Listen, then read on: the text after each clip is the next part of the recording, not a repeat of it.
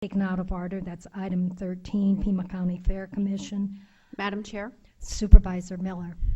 the purpose of this item being put on the agenda is because we have established as of the last meeting that we have two separate commissions, one being the Southwest Fair Commission and the other being the Pima County Fair Commission. The issue at hand is the rules posted on the Clerk of the Board's website governing the appointments to which the Pima County Fair Commission were, the appointments to the Pima County Fair Commission. The rules up there were for the Southwest Fair Commission, which conflicted with one another. The Southwest Fair Commission rules state a member can be removed at will, and the Pima County Fair Commission rules states a member can only be removed for cause. Upon further questioning in the last meeting, Mr. Huckleberry did state these board members are both for the same commission. They're appointed for both commissions, one being the Southwest Fair Commission, which is a nonprofit, and the other being the Pima County Fair Commission. We have received a memo from Mr. Huckleberry dated January 21st, and I trust you have all seen this background memo. This memo states that the appointments to the Pima County Fair Commission are governed by Resolution 1974-124, and one paragraph of this resolution reads as follows: there shall be a Pima County Fair Commission consisting of 5 members appointed by a majority of the members of the Board of Supervisors. Further, on page 2, Mr. Huckleberry's memo states appointments to fill a vacancy resulting from other than expiration of term shall be for the unexpired term.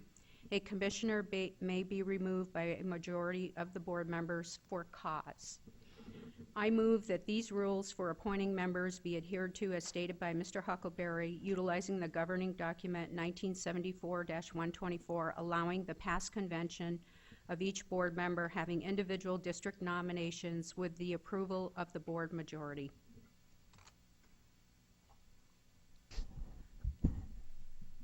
Is there a second?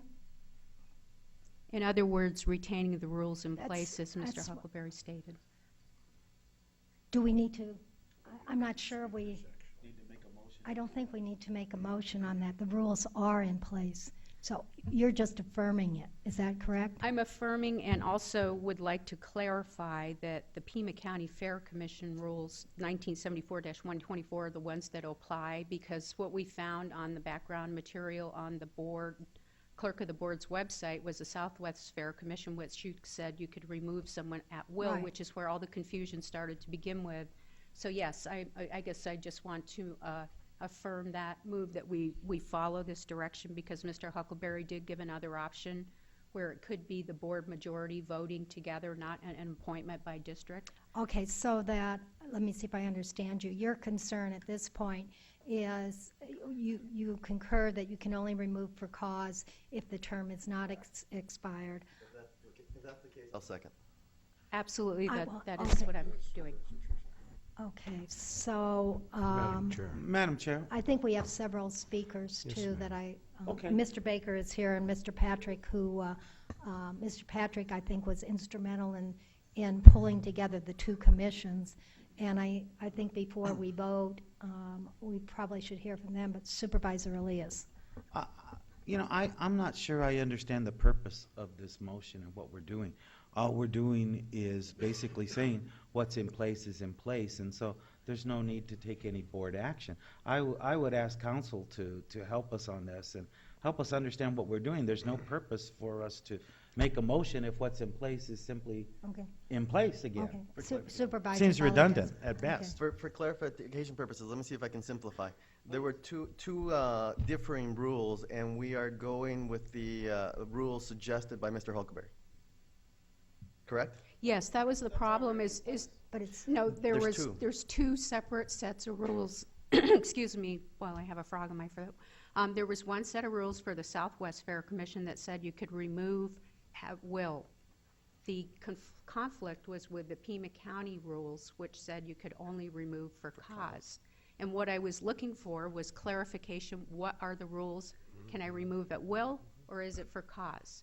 It has been clarified now by Mr. Huckleberry that the ruling document is this Pima County Rule 1974-124, and that is the rule, according to Mr. Huckleberry, that will govern future appointments to the Fair Commission. So it clarifies once and for all that that is the document that governs it, and there will be no more confusion, because there were two conflicting sets of rules. Well, maybe you Madam- weren't, but I was. Madam Chair. Okay, well, let me have Chris weigh in, and then we'll Sure. get to Supervisor. Madam Chair, Carol. I will yield to Chris Straub, but I would also appreciate that if we could hear from all of our speakers and see if we can make sense. Certainly, it's important that we look, now that the issue's been brought up, and certainly in this hearing, we begin to unfold some of the mystery of not only the rules and regs of the Fair Commission, but also the future and how we're going to proceed in that. Because some of the ideas that have been brought up strike a responsive chord with this office.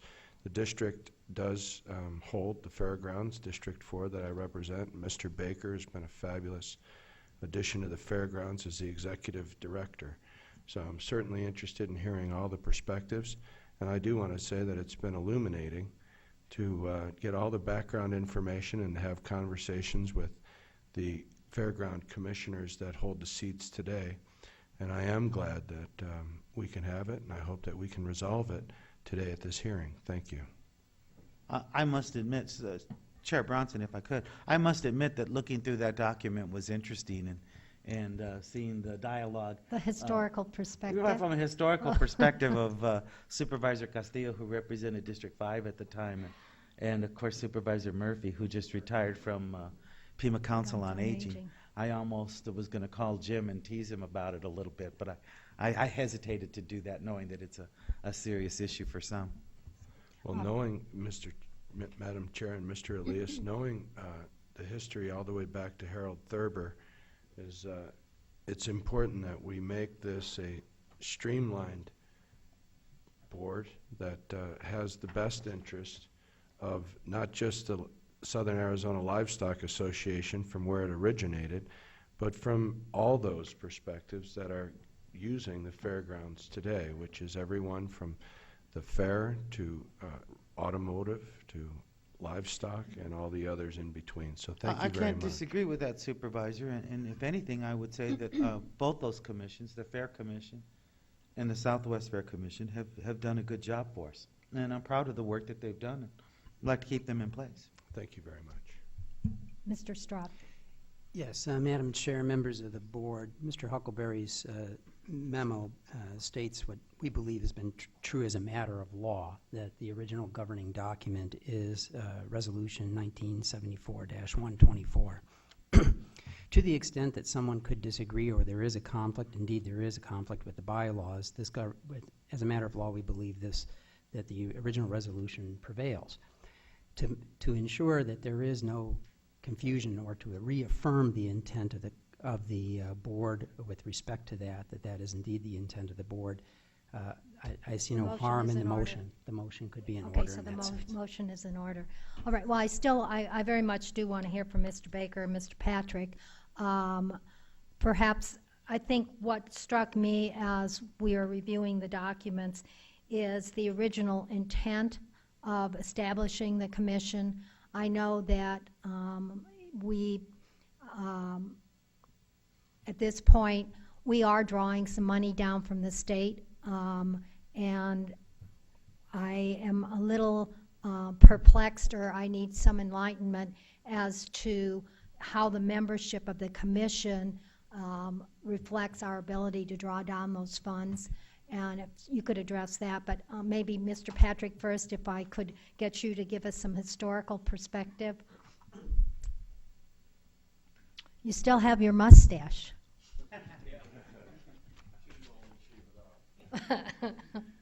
Madam Chairman, board members, my name is Bob Patrick. I was management assistant in the county manager's office in the early 70s. And at that time, as correctly mentioned, the Southern Arizona Livestock Association was running the fair on contract with the county. There was some problems between 4-H, FFA, SALA, on whether the interests of all the users at the time were being properly met, and there were some political ramifications that the board at the time was suffering. And so they asked the manager's office to take a look at alternate methods of managing the fair. We put together a committee that was Tom Monahan, who was the deputy director of the Parks Department, Gene Laus, Parks Director, Deputy Finance Director, Supervisor Murphy, Supervisor Castillo, who I always felt kind of brought Pima County out of the dark ages in management, and myself. We talked to a number of fairs throughout the West to determine what management structures seemed to work best. The structure that we adopted was really pretty much the way that the Montana State Fair was run in Billings, Montana. We all went up to Billings and met with the Fair Commission, their manager, and a bunch of the vendors that were dealing with them, and we found that a small commission that was appointed from folks who had a broad base of backgrounds that were the professional needs of the fair, like accounting, agricultural uses, management, promotions, event promotion background were the kind of things that you needed. Just about everywhere we went, we were cautioned to not set up a structure whereby individual supervisors or council members or whatever would appoint fair members, because you tend to get the politics of whatever that body is embodied in your fair commission, which tends to be counterproductive to the ends of producing a fair. As a result, we recommended to the board in that memo that you have that was entitled the Billings Committee that we have a very small commission, 5 members, of folks that were very dedicated to the fair. And that first fair commission were a broad base of disciplines that were folks that worked very, very hard at the outset and put on a very good fair. That's essentially, in a nutshell, what the history was. The reason that there's the Fair Commission that you appointed, Pima County Fair Commission, the Southwestern Fair Commission, is a nonprofit, was the nonprofit becomes a mechanism for conducting business in a way that is very responsive to the needs of the fair that you'd have a lot more trouble having to do through the county process of contracting with all of the different folks that operate the fair. So in a nutshell, that's kind of how we got where we the are. procurement, I mean, as you're arranging for vendors for the fair, or if we went through the county, we would have a number of, we'd probably have to go out with an RFP. Exactly.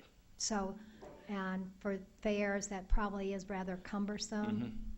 And by having the nonprofit corporation, it can respond very quickly to all of the requests and things that come in. Otherwise, actually what would end up happening was on a great many issues, the Board of Supervisors would be sitting and acting as the Fair Commission to make those decisions. So for the purpose of delegating that responsibility to a board to oversee what's happening, the nonprofit is the facilitating vehicle for doing that. Okay. Are there any questions further, Madam Chair. Mr. Patrick? Supervisor Carroll. Madam Chair. Mr. Patrick, thank you for being here. I want to ask you just a very pointed question. What's, in your review, what's best to leave political interference out of the fairgrounds?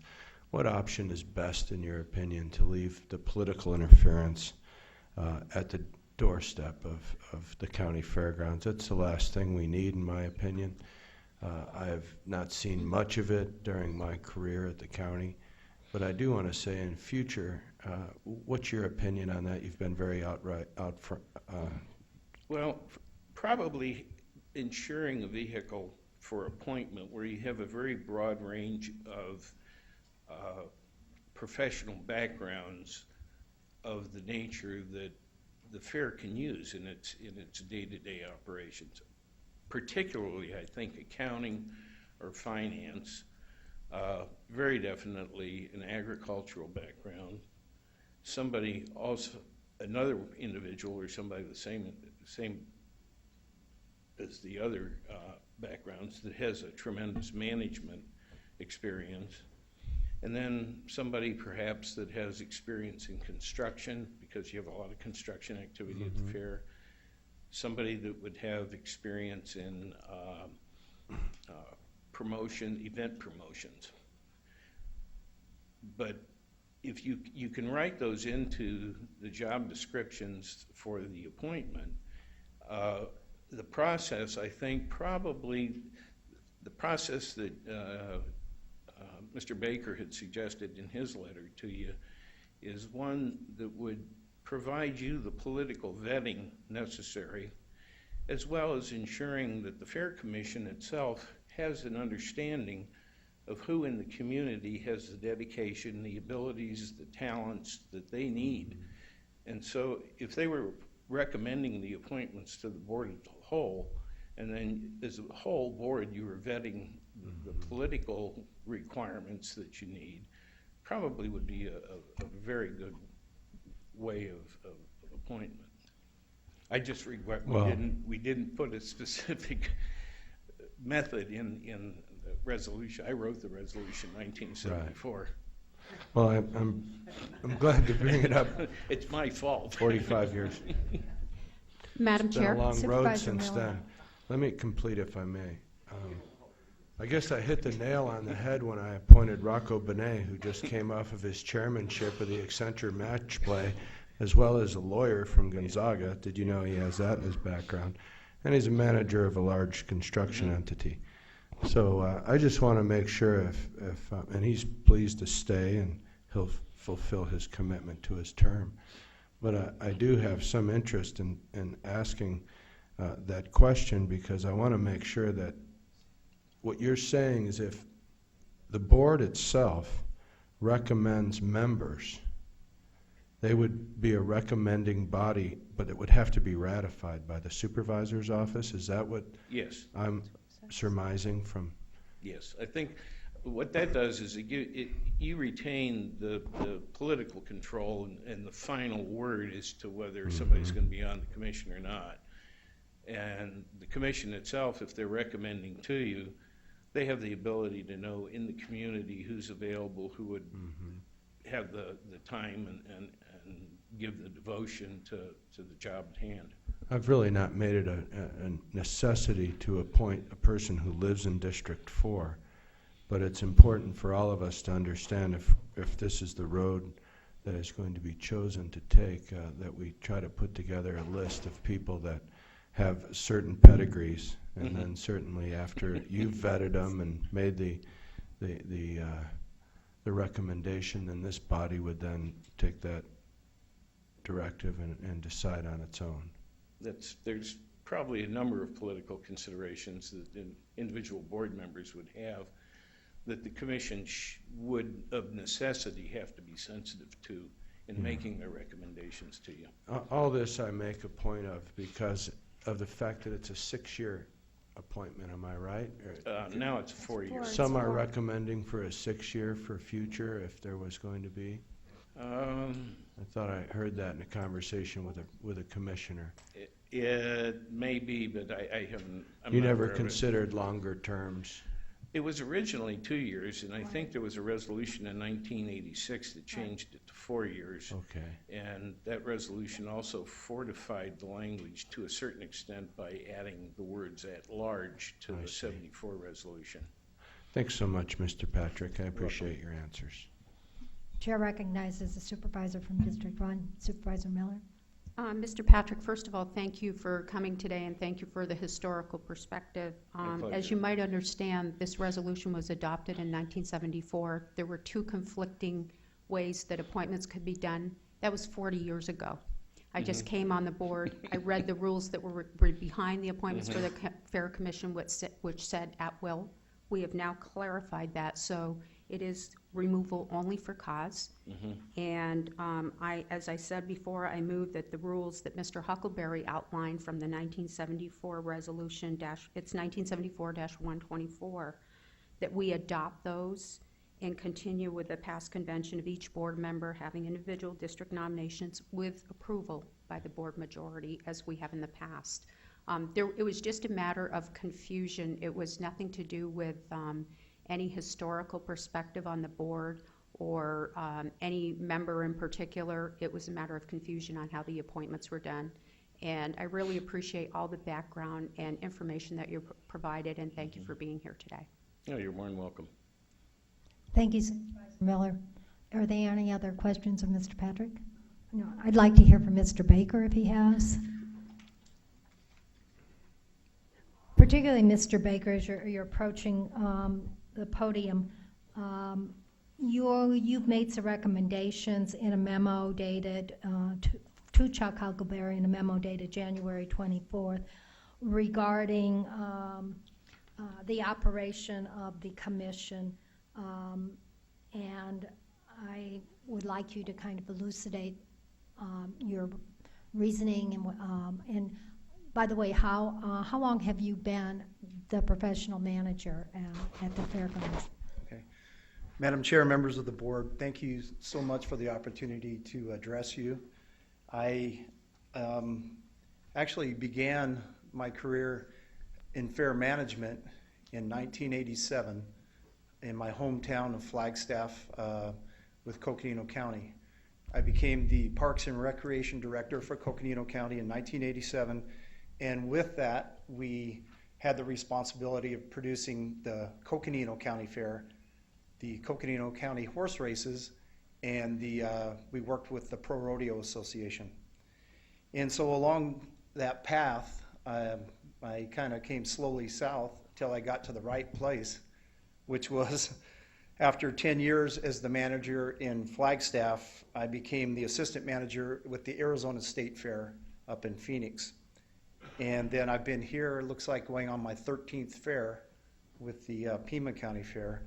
So along that path, I've had the opportunity to work with a lot of fair associations in the Southwest and nationwide, and served as the president of the Western Fairs Association, 4 years ago now. And with that, you get involved with a number of different fair operations and how fairs are structured, how boards are set up.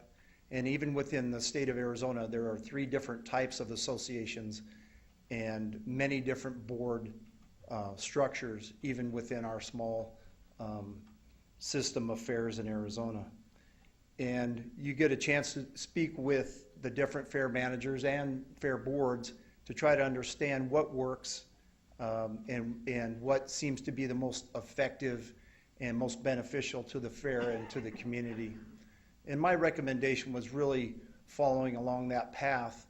I'm very fortunate that Mr. Patrick was available, and I got a chance to go back and research some of the information that all of you have seen now, but to pick his brain a little bit and try to understand their intent when everything was set up here with the Southwestern Fair Commission.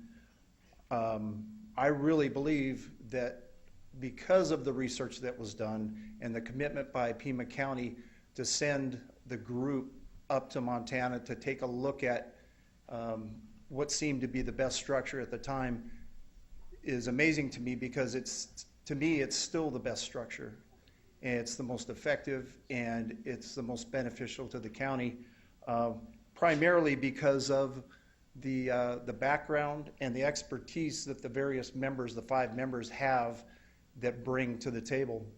Even though I've been in fair management for over 25 years, there's still a level of need in the community on a board specific to that community, and the networking within that community with folks that understand the local operations, politics, and so on.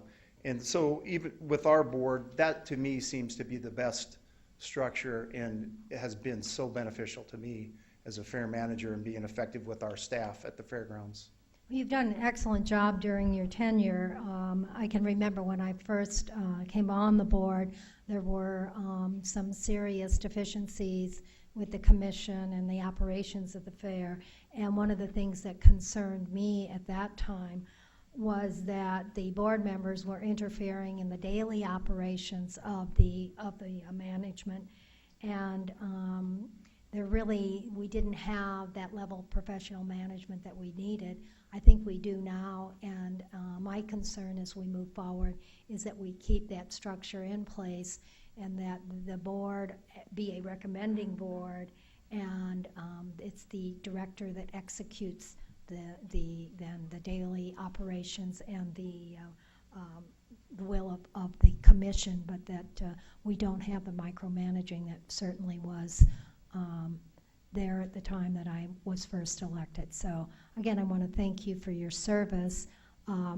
You are recommending, and I think it makes sense to me at least, that the commission be comprised of individuals that bring expertise of varying sorts to the fair. And I think that where I sense my colleagues and I have a decision to make is, I think we probably all agree we need that professional expertise, but how do we accomplish that? Do we still nominate, or do we still do it by district? I don't know. Maybe Mr. Huckleberry, who's the institutional memory, remembers when, because at the point in time I came on the board, we were picking by district.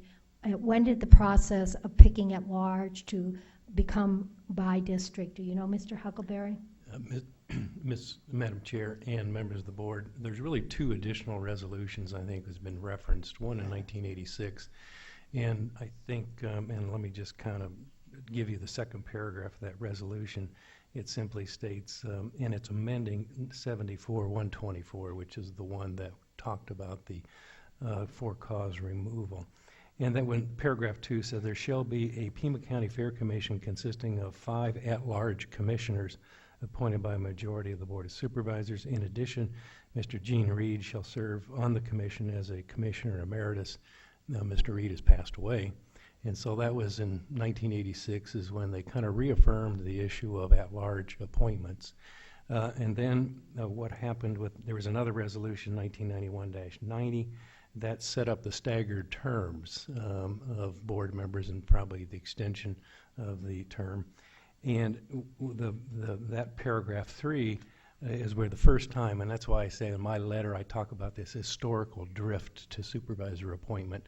And it's got a column on it. It says supervisor represented, and it lists the members and assigned to each member as a supervisor. So somewhere between 86 and 91 is when this historical drift occurred, and that resolution is the several that we have. So what it did is staggered the terms and really put in the 4-year term in 91. So there's where the confusion lies, and I think as obviously as the board knows, is probably since that time you've been making either representation appointments by a supervisor. I don't think it's been district confined, and it's just over time either we've been fortunate or just lucky that we've had the balanced representation that's continued on the commission.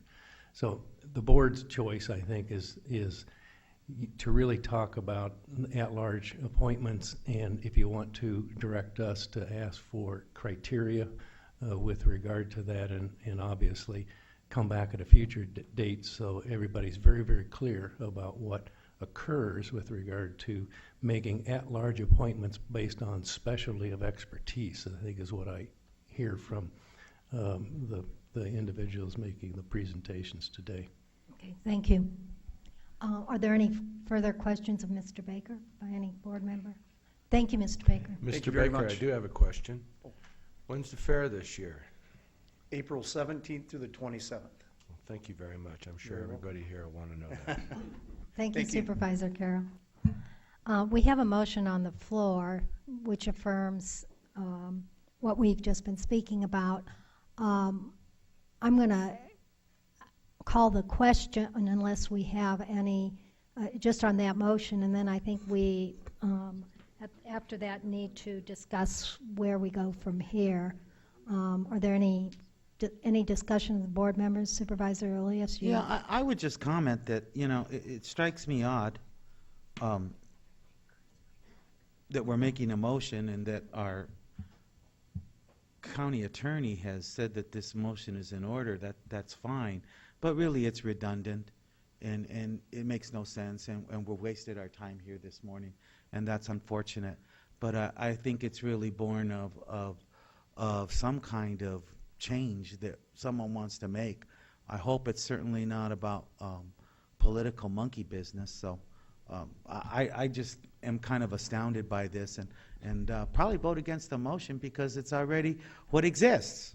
And it's not a vote against what exists, but rather just kind of not understanding exactly what is the case here in front of us. Thank you, Supervisor. Counselor, you had some comments? Yes, I think I'm a bit confused, and it's important, not that I'm confused, whether I'm That's confused or never a not is good irrelevant. sign. The point is we got to make certain we know what the motion is. And my answer to the questions, we're dealing with this paragraph number 4, that issue of for cause. I did not consider in my answer the subsequent, we have obviously in our materials, the issue dealing with paragraph 3, and that is the issue of how You know, the board motion member- only deals with the, as you indicated, it doesn't deal with any of the others. If we're only dealing with paragraph 4 Four. and affirming what the intent Yeah, is, where then there's no just confusion. paragraph, okay. Because otherwise, No, you're going no. to be amending these Well, other. no, that's the point. That was where I Okay. wanted to go next. We can only deal with paragraph 4 at this point, but since this memo references several, I then was seeking direction from the board, or if they wanted to proceed in any fashion to amend the structure as it exists, or as it exists historically today. Okay? Very good. Madam Chair, Supervisor Carroll. I believe it's germane to ask Mr. Huckleberry on this whole issue. It seems that I have not yet found a vehicle to carry us forward. Mr. Huckleberry, what's your recommendation about about the Fair Commission itself vetting, recommending candidates, sending them to us for our final approval? Is that going to, in your opinion, set back the course, or is that going to aid the course? This man, Mr. Baker, is each and every year has exceeded his last year. It's a record-breaking fair each and every year. I know that the Ted Nugent concert was the #1 concert we've ever had under Mr. Baker's direction. And I want to say that although I wasn't there, I see one member of our audience probably videotaped it. Maybe I can watch it later. But I do want to say that, Mr. Huckleberry, do you have any recommendations? You've been around as long as Mr. Patrick, apparently, and I'd certainly like to hear about how you think we could depoliticize and move forward with expertise that is appropriate. Madam Chair and members of the board, the process recommended, and I think from the Executive Director of the Southwest Fair Commission is fine, but it's really up to the board. And if whatever you decide, if you want that process, I would also suggest that it'd be very clear that they're at large, and then if you want to specify the specialty expertise that's represented by the appointment, so that you have some measure to grant or to evaluate the recommendations out of the commission or the Southwest Fair Commission for their appointment. So it's really up to the board. Mr. Huckleberry, don't you think that changes over time? And so I hate to see us get locked into specialties because, you know, Mr. Baker, look at your tenure here, and things change, and the needs of the fairs change.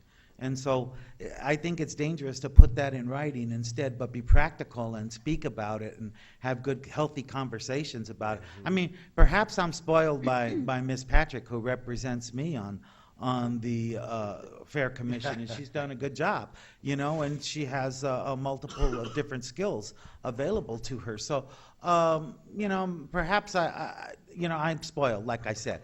But I hate to see us committing to something like that in writing because, frankly, the needs of the fair change on a regular basis. We've been doing this fair for more than 100 years now, and one thing we've recognized is that change is imminent when it comes to the fair as it progresses over time.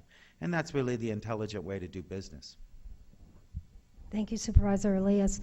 At this point, the motion is just relating to paragraph 4. I'm going to ask for a roll call vote, and then if there is further direction to the staff regarding the appointment process for the Fair Commission, I would entertain a motion to so direct staff. But let's do the first. Supervisor Valadez. Madam Chair, if I may offer a direction to staff to go ahead and clarify the bylaws of the Southwest Fair Commission to match these that we're codifying today. Okay. As an amendment to the I accept that amendment. Right. Okay. Okay, we're amending the motion, and the seconder is fine with that? I am the second. It was Ally was the first. I'm sorry, Supervisor Yes, Miller. and I accept Right. that amendment. Okay. Right, so now we're going to make both processes the same, as opposed to what we have today that's been working That's- for the last 40 years. No, I mean, what we're doing is... I'm just asking. No, I think, go ahead. No. If I may clarify, what happens is that the Southwest Fair Commission bylaws say that they can be removed without cause. Our bylaws say it has to be with cause. We are saying now both of them are going to be that they can only be removed for cause. Okay, that's fine. I understand that distinction, and yeah, Okay. it's fine with me. Okay, let's move on with the vote. Let's do a roll call. Madam No, Chair. we're moving on with the vote. Supervisor Carroll. Yes. Supervisor Elias. Supervisor Miller. Yes. Supervisor Valadez. Aye. Chair Barnes. Aye. Motion carries unanimously. Supervisor Carroll. Well,